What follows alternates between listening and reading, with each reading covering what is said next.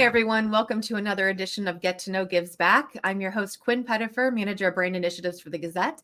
And among other duties, one of the things I get to do is work with our area nonprofits that are part of our program, Gazette Gives Back, which is an annual program offering 31 nonprofits free advertising credits, as well as chances to come together, to network, attend workshops, and get to chat with me on this podcast series. So today I get to chat with my friend Rachel from Catherine McAuley Center. How you doing, Rachel? I'm good. How are you? Good. We were talking off camera just about your day. You've been back-to-back meetings, but I kind of feel like that's your everyday. I don't know that I've ever, ran into you where it's like, I got nothing on the books. It's just, It's rare. It's rare. And when that happens, I block all that time out so nobody can schedule anything. Yes, the undisturbed get that list done days. Those are the best. But let's start with just an overview of Catherine McAuley Center in terms of the mission and the services that you provide. Yeah, so we're in our 36th year here in Cedar Rapids, founded by the Sisters of Mercy in 1989 to provide adult women education. So Catherine McAuley's vision was always to educate women. Our education services have obviously expanded quite a bit in the last 36 years.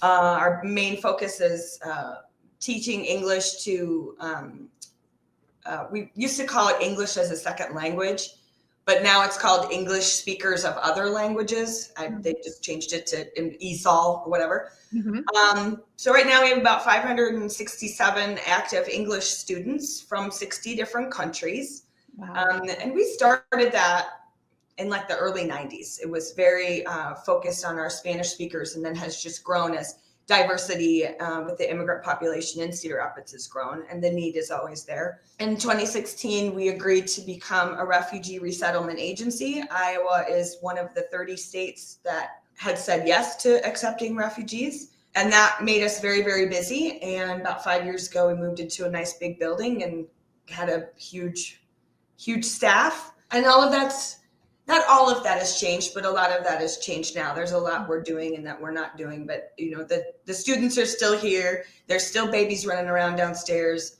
This building is busy. Oh, and we also obviously have our transitional and supportive housing programs for homeless women. Absolutely. There's so much that you offer, and like you said, you've had to make some pivots over the last few months, but the work is still important and critical to so many here. One of the things that always sticks out to me beyond the classes is just that one-on-one assistance that you give to your clientele. From a staff perspective, how do you keep up? I mean, because every individual has a unique set of needs, I imagine. Right. So one-on-one tutoring or one-on-one instruction for English is definitely the best way to learn. It's the best model, hands down. We do have conversation classes and community engagement classes, and those are really too for people who are on our wait list. So right now we have just about 100 people on the wait list. We knocked it down from almost 200, so that's great. We're up to about 200 tutors. So in the last 4 months, we've added 30 to 40 tutors, so that's really good. Everybody that's taught, if they're not taught by a staff member, which is each staff member on education has at least one student, they're taught by volunteers, and it's not volunteer teachers. It's just a regular person. Anyone can walk off the street and become a tutor. The need is always going to be there. We have a fantastic woman on staff, and her whole job is to get that wait list down and match students to new tutors. And we have students that come in that have literally never written their names. They can't write in their own language. They can only speak their language, which is still more than I can do.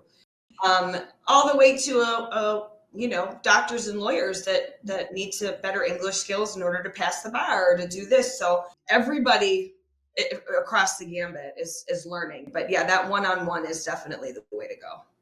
Absolutely. Well, and just giving that resource and having that skill set to just navigate your way around the community and be able to really feel like you can be a part of the community, learn about the community through those courses is just so important. Rachel, your role in development and community outreach and engagement, um, what are you working on these days? What are some things that the community needs to know about how to support and how to make sure Catherine McAuley Center keeps going? I wouldn't be nicknamed the money lady if I didn't say donations. Obviously, keep those coming in.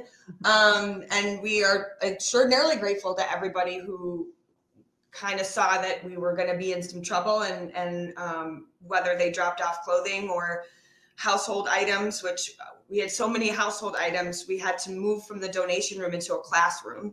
Wow. So it was insanity. Yeah, it was so much. It was actually really fantastic. We had to take our wish list off the website just because we were like, no more. Right now, what we're looking at and what I'm working on are a few things. So obviously, it's April. Our next fiscal year starts in July. So that's, my strategic plan for the next fiscal year, and how we're going to work on different things, and, just revisit some things that we weren't able to execute because of all of it's been very chaotic for us. So now that things are calm, we can kind of get back to basics. But something that a lot of us that have food pantries have noticed is that our food pantry, to be frank, right now is empty. So I actually have pictures of it. Like we have a closet in the back where we store non-perishable foods, and it's just, the focus has been so much on getting our people set up in their new households that this kind of went by the wayside. Plus, in the wintertime, we don't get as much produce from Feed Iowa First. So we really rely on the donations. So through May 14th, we are just trying to fill that closet. So we have altered our culturally appropriate food list to include some things that we really never included before, but we are encouraging people to please buy fruits and vegetables, because we're just not getting them right now. They really need them. I put some apples in there the other day, and I literally walked down the hallway and walked back and they were gone. Wow. So that kind of stuff fresh food goes really fast. We have a large refrigerator. We have ways to store it. So that's what we're really pushing for right now. In July, we're going to do a online auction, and it's specifically focused on local art and artists and local businesses and experiences. And so we have a staff member who's an artist. This was her idea. I will give her all the credit. And she knows a bunch of artists. So she's procuring all this artwork for our auction. And then I'm procuring different donations in order to assemble kind of unique experiences within Cedar Rapids to target local business. So we have like a staycation night, which is dinner, drinks, theater, a tour of Cedar Rapids, which is kind of maybe some of our more quirky things that you don't visit as often. We have a self-care one. So we're really trying to make it like, when you're getting our packages and when you're getting our art, you are supporting local Cedar Rapids all the way. Nice. Very cool. Well, and that's a real unique way to get a variety of people, maybe that haven't necessarily supported in the past, engaged with your work. I know, Rachel, that not too long ago, you had your annual luncheon that gave some really cool recognition to people that are going above and beyond, have amazing stories to tell, their journey to getting to Iowa, and what they've been doing since being in Iowa. You also had the simulation exercise. What other, besides the auction, I mean, are there other things that people should be on the lookout for? But I mean, food pantry, food drive, and auction are like the two biggest things. Do you still take volunteers? Do you still need folks to help out on the day-to-day? I need tutors.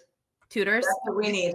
Okay. So before the derecho, or before COVID, we had 400 tutors. Wow. And so, but that's not just us. Every nonprofit in the entire country, maybe possibly the world, lost volunteers from COVID. Like they either melted, or they retired, or they didn't want to do it anymore. There were a multitude of reasons. People maybe were still a little scared of getting sick. So there were a lot of reasons why we had a large volunteer melt. So we definitely need, the commitment is 1 hour per week, and you can do it in person and you can do it online. So it's really easy to just fulfill that, and you really get close to your student. You get to really understand their stories and those types of things. Really, next year, the luncheon will be a little bit different. It's our 4th one. I mean, so it's still a newer fundraiser, but we really decided that CMC is more than refugees and immigrants. CMC is refugees, immigrants, community members that access our food pantry, and our women. And we want to illustrate how those all tie in together and how our services all tie in together. So next year's luncheon will be expanded to really honor all the different aspects of our services. So we're really excited to plan that. We're in the baby stages of it. We're always wanting, of course, to grow the luncheon every year. I want more and more and more people. I want to be in like the big room, like, Good Morning Cedar Rapids. Give me 500 people. That would be awesome. That's on March 5th of 2026. I can't believe I'm saying 2026. I know. Probably one more fundraiser. I'm just trying to think of things that are fun.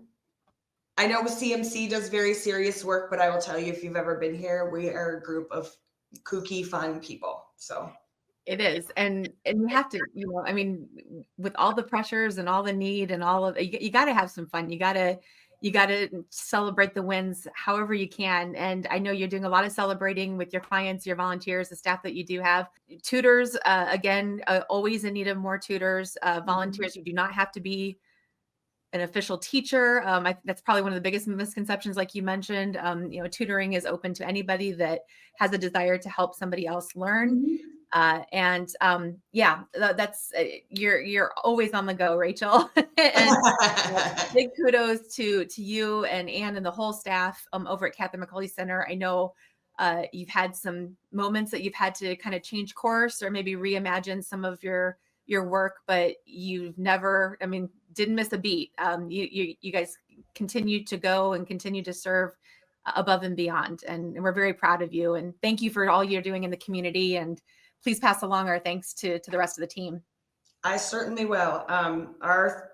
We're a phoenix. So we're rising from the ashes. Every nonprofit has to pivot. Every nonprofit has to get creative.